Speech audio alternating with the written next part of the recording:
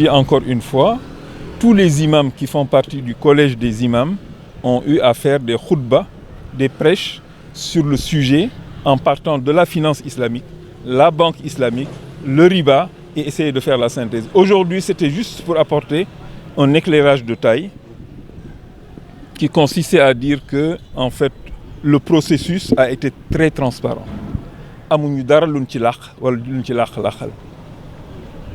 Le processus a commencé par une demande pour une location. Ce qu'on a fait, on s'est adressé au collège des imams.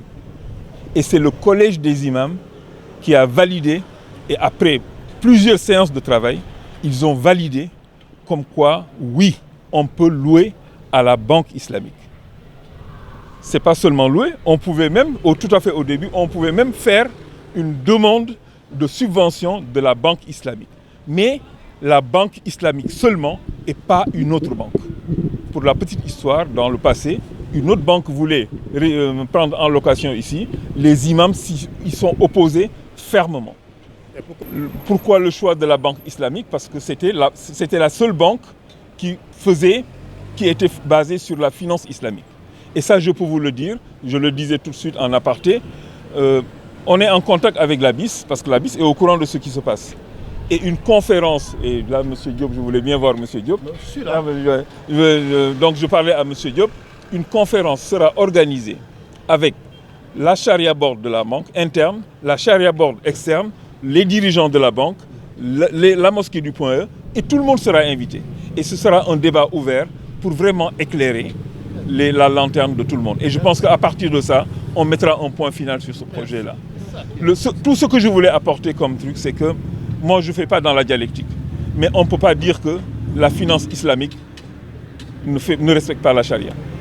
On ne peut pas dire que les banques qui sont en Arabie Saoudite et dans tous les pays musulmans font de la charia.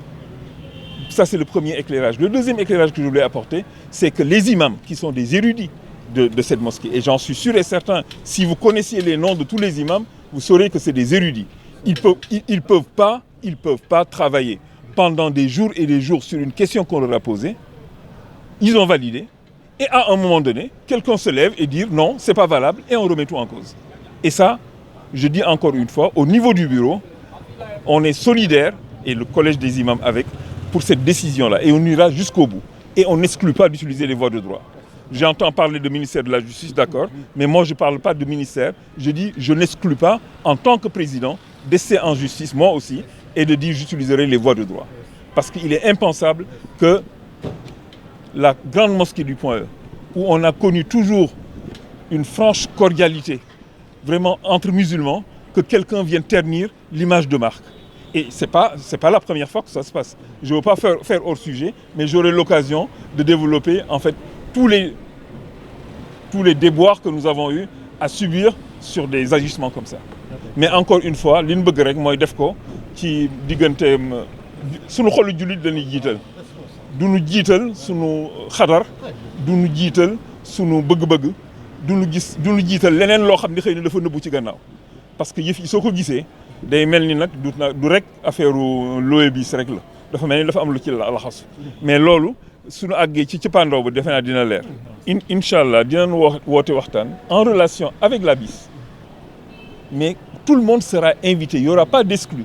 Et on mettra le problème à plat. Ce qu'on veut, li ñu bëgg rek mooy yëf yi leer benn yoon mu wóor ni kenn dutul sosal kenn dutul nekk ci réseaux sociaux yi di wax lu la neex.